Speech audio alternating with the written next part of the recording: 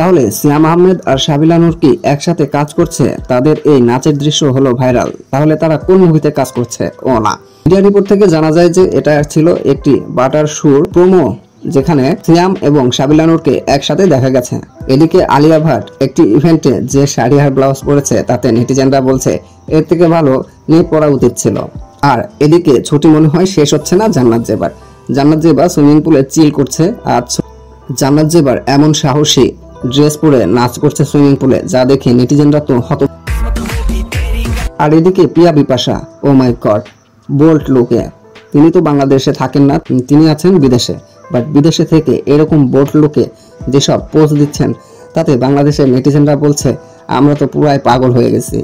তাহলে কেমন লাগছে আপনার প্রিয়া বিপাশার নতুন ফ্যাশন সেন্স? কমেন্টে কিন্তু জানাবেন। এদিকে ভাবনা পুরাই গ্ল্যামার, ও মাই গড, এটা কোন মুভির সিনেমা?